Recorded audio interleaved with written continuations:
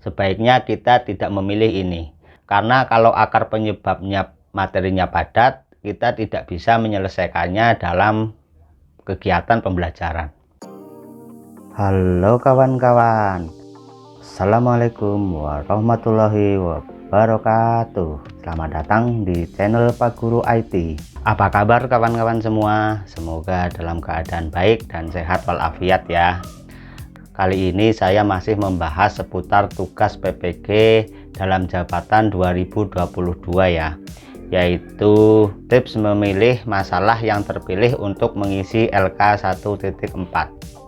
Pemilihan pada masalah di LK 1.4 ini sangat mempengaruhi kegiatan PPG kita berikutnya ya, karena ketika kita salah memilih masalah di LK 1.4, nanti kita bisa mengalami kesulitan ataupun kendala saat mengerjakan tugas-tugas berikutnya. Di sini ada beberapa tips dari saya untuk memilih masalah di LK 1.4 ini. Tips yang pertama adalah kita sebaiknya memilih masalah dan akar penyebab masalah yang kiranya solusinya nanti adalah proses pembelajaran. Jadi faktor-faktor sebagai akar penyebab di sini bisa dari sisi guru dan sisi proses pembelajaran. Jadi kalau permasalahannya dan akar penyebab masalahnya adalah dari sisi lingkungan, sisi siswa ataupun sisi orang tua, ataupun juga sisi sarana prasarana, sebaiknya kita jangan memilih hal tersebut.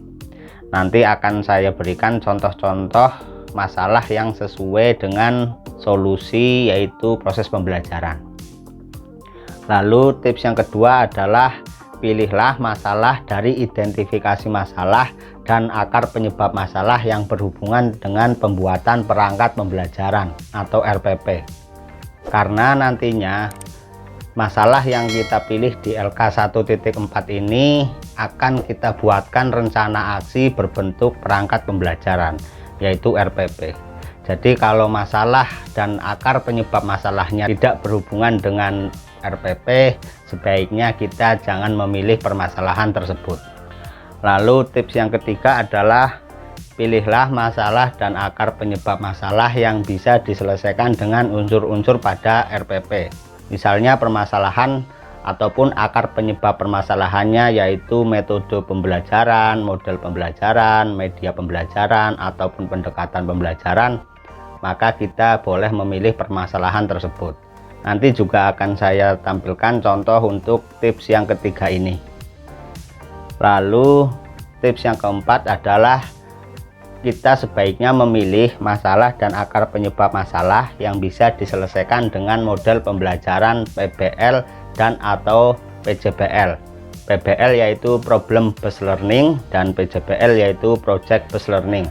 Karena nanti di pembuatan perangkat pembelajaran inovatif kita harus memilih model pembelajaran antara PBL dan PJBL. Kita tidak boleh menggunakan model pembelajaran lainnya. Jadi kalau akar penyebab masalahnya yang sekiranya nanti solusinya adalah model pembelajaran bukan PBL dan bukan PJBL, sebaiknya kita tidak memilih permasalahan tersebut. Sebelum melanjutkan, bagi teman-teman yang baru mengunjungi channel saya, jangan lupa subscribe dan nyalakan tombol loncengnya ya.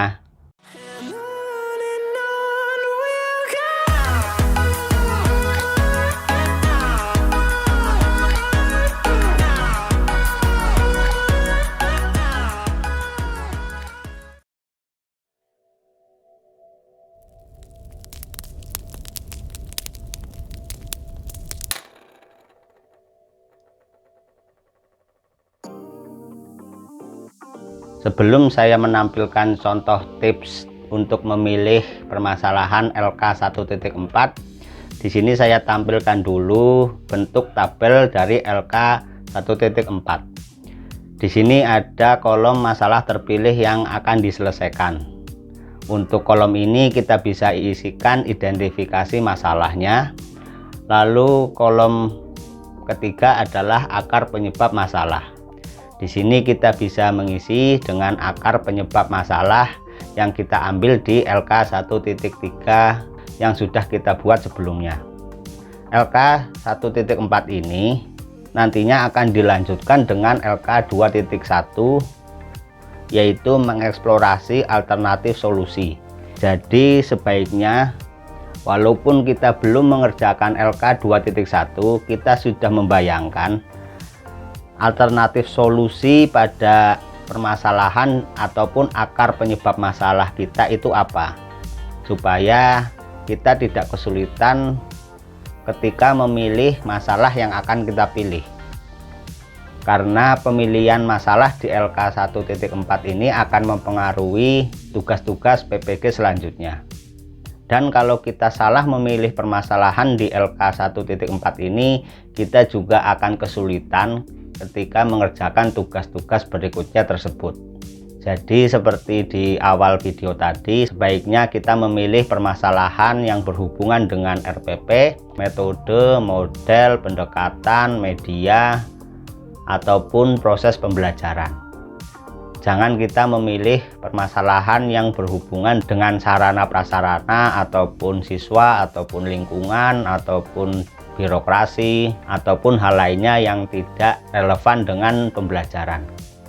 Ini saya tampilkan saja contoh masalah yang sebaiknya kita pilih. Misalkan ada identifikasi masalah, yaitu siswa kesulitan dalam memahami materi proses pencernaan makanan dalam pembelajaran IPA.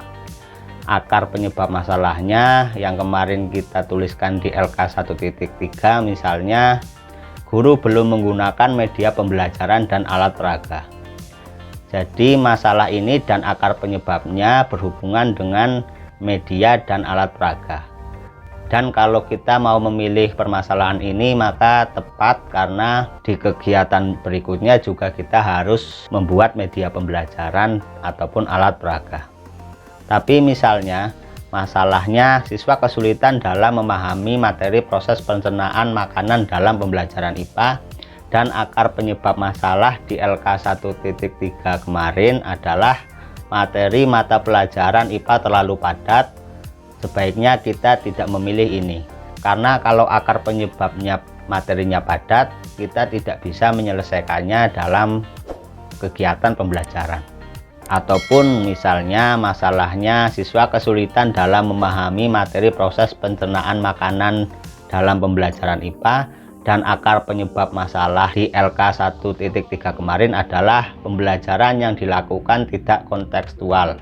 Dan kalau kita mau memilih permasalahan ini, maka tepat karena solusinya nanti bisa diselesaikan dalam proses pembelajaran, yaitu menggunakan model pembelajaran yang bersifat kontekstual seperti model pembelajaran problem based learning atau PBL. Kita lanjutkan contoh lainnya. Misalnya ada masalah yaitu kemampuan literasi siswa rendah, dan akar penyebab masalahnya adalah proses pembelajaran belum berbasis meningkatkan kemampuan literasi. Maka masalah tersebut dan akar penyebabnya saya kira bisa diselesaikan dengan proses pembelajaran, yaitu nanti kita bisa membuat pembelajaran yang berbasis peningkatan kemampuan literasi. Jadi permasalahan ini tepat untuk kita pilih. Selanjutnya, apabila kemampuan literasi siswa rendah dan akar penyebab masalahnya adalah siswa tidak suka membaca, maka karena akar penyebab masalah di sini adalah dari segi siswa, saya kira nanti apabila kita memilih hal ini, kita akan kesulitan dalam membuat RPP ataupun proses pembelajaran untuk menyelesaikan permasalahan ini. Jadi saya kira permasalahan ini tidak tepat untuk kita pilih.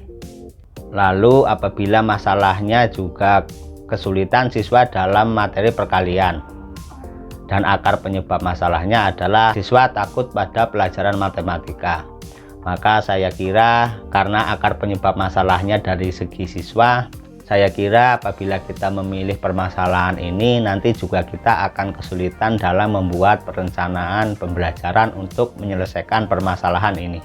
Menurut saya permasalahan ini tidak tepat untuk kita pilih. Lalu misalkan ada permasalahan yang kita identifikasi, yaitu kurang maksimalnya penggunaan TIK dalam pembelajaran yang bisa meningkatkan keaktifan siswa. Dan akar penyebab masalah yang kemarin kita tuliskan di LK 1.3, misalkan guru belum memanfaatkan media pembelajaran yang interaktif. Jadi masalah yang teridentifikasi ini dan akar penyebabnya adalah pemanfaatan media pembelajaran interaktif. Saya kira ini juga tepat kita pilih, karena untuk penyelesaiannya nanti kita bisa menggunakan ataupun membuat media pembelajaran yang bersifat interaktif. Lalu misalnya masalahnya masih sama, yaitu kurang maksimalnya penggunaan TIK dalam pembelajaran yang bisa meningkatkan keaktifan siswa. Akan tetapi akar penyebab masalahnya adalah sarana TIK di sekolah tidak lengkap. Ini sebaiknya jangan kita pilih, karena permasalahan sarana ini berhubungan dengan sekolah dan dana sekolah ya kawan-kawan.